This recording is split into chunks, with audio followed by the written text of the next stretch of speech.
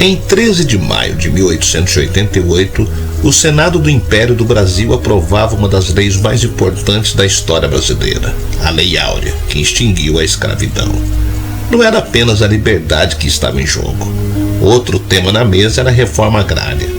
O debate sobre a repartição das terras nacionais havia sido proposto pelo abolicionista André Rebouças, engenheiro negro de grande prestígio. Sua ideia era criar um imposto sobre fazendas improdutivas e distribuir as terras para ex-escravos. O político Joaquim Nabuco, também abolicionista, apoiou a ideia. Já fazendeiros, republicanos e mesmo abolicionistas mais moderados ficaram em polvorosa. A maior parte do movimento republicano fechou com os latifundiários para não mexer na propriedade rural. Foi aí que veio a aprovação da Lei Áurea, sem nenhuma compensação ou alternativa para os libertos se inserirem no novo Brasil livre. No final, a ideia de reforma agrária capotou. Os negros partiram dali sem terra, sem comida, sem dinheiro, sem sapatos, vestidos em roupas velhas de algodão grosso. Naquela dispersão miserável começava a liberdade. De acordo com os termos da abolição de 13 de maio de 1888, há 135 anos atrás, a lei oficializou o princípio jurídico da igualdade. Eu sou o Sidney Góes e você está no Placebo. Vem comigo, que no caminho eu te explico.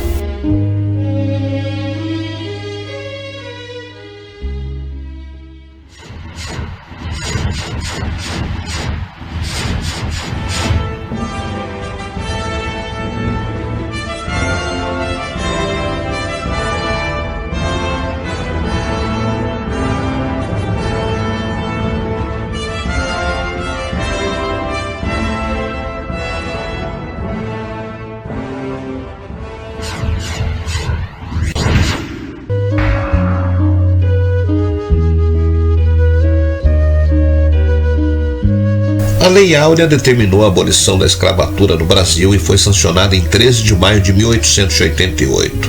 Ela foi o resultado de um projeto que tramitou rapidamente, estabelecendo a abolição da escravatura e garantindo a libertação de mais de 700 mil escravizados no Brasil. Os então donos de escravos não receberam nenhuma indenização. Essa lei foi resultado da pressão exercida pelo movimento abolicionista na década de 1880, que atuava de diversas formas. A população brasileira abraçou a causa abolicionista e os escravizados lutaram arduamente, rebelando-se contra a escravidão. Os libertos não receberam nenhuma assistência do governo após essa lei.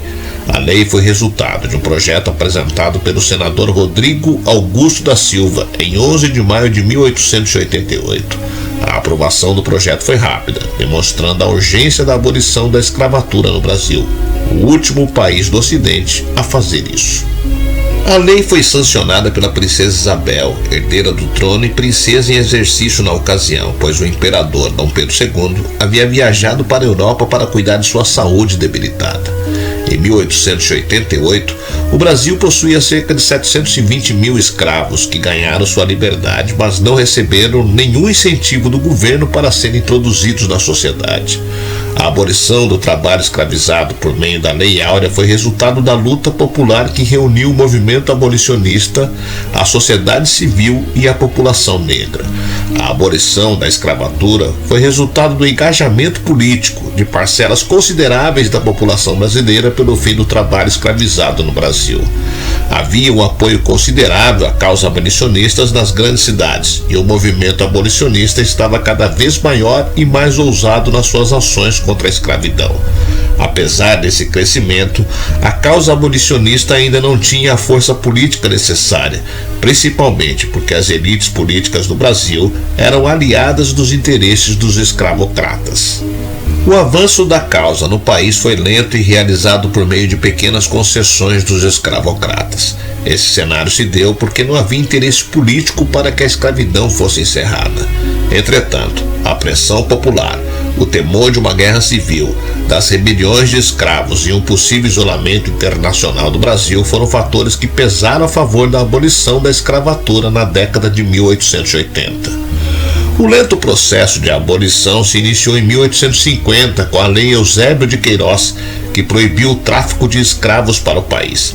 Essa lei deu início ao processo, mas os grandes proprietários escravocratas agiram para fazer com que ele fosse o mais lento possível. Nesse processo foi aprovada a Lei do Ventre Livre, em 1871, que estabeleceu que todos os filhos de escravizados nascidos a partir de 1871 seriam considerados livres, conquistando plenamente a sua liberdade com 8 anos ou com 21 anos. No primeiro caso, o dono da mãe dos escravos libertos receberia uma indenização. No segundo, não haveria indenização.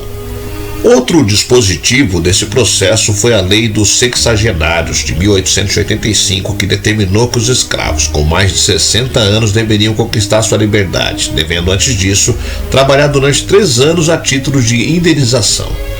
Essas pessoas deveriam ser libertas obrigatoriamente até os 65 anos de idade. Essa lei foi considerada um retrocesso pelos abolicionistas, pois foi entendida como uma manobra dos escravocratas para barrar o avanço da causa. Entretanto, na década de 1880, o abolicionismo ganhou uma enorme força. Em 1884, por exemplo, o trabalho escravizado já havia sido abolido no Amazonas e no Ceará. O movimento abolicionista realizava eventos públicos, entregava panfletos, mobilizava a população, acionava a justiça para defender escravizados, incentivava a fuga deles, dava abrigo para os foragidos e o transportava para o Ceará. A ação do movimento foi crucial para o sucesso da causa. A mobilização popular demonstrando apoio ao abolicionismo e a luta dos escravizados que se rebelavam, fugiam e formavam quilombos também foram de suma importância para o sucesso do abolicionismo no Brasil. Em 1888, a situação era insustentável e, para garantir a estabilidade do país, evitar o isolamento internacional e impedir que o abolicionismo avançasse em causas como a reforma agrária, a Lei Áurea foi aprovada. O fato de a princesa Isabel ter assinado a Lei Áurea, determinando a abolição da escravidão no Brasil, fez com que muitos entendessem que ela teve participação real no processo, o que não é verdade. A princesa ficou conhecida por ter tido pouco interesse pela política brasileira, mantendo-se alheia aos detalhes nesse sentido. Sua prioridade era sua vida privada e sua própria família. Não foi diferente no caso do abolicionismo, e seu interesse e participação nele foi muito tímido. Apesar de ter dado poucas e limitadas demonstrações de apoio à causa abolicionista, ela possuiu escravos ao longo de sua vida. Os relatos da princesa ainda demonstram que ela não tinha preocupações acerca do bem-estar dos escravizados que a rodeavam. Apesar de recebida com grande euforia pela população brasileira, a Lei Áurea não veio acompanhada de nenhuma iniciativa para garantir a integração dos ex-escravizados à sociedade brasileira. Grandes celebrações aconteceram em cidades como Rio de Janeiro e Salvador por dias, mas a realidade foi desalentadora. Os recém-libertos não receberam terras ou qualquer auxílio e não tiveram acesso à educação. Além disso, o forte racismo presente na sociedade brasileira fez com que eles não tivessem grandes oportunidades de emprego.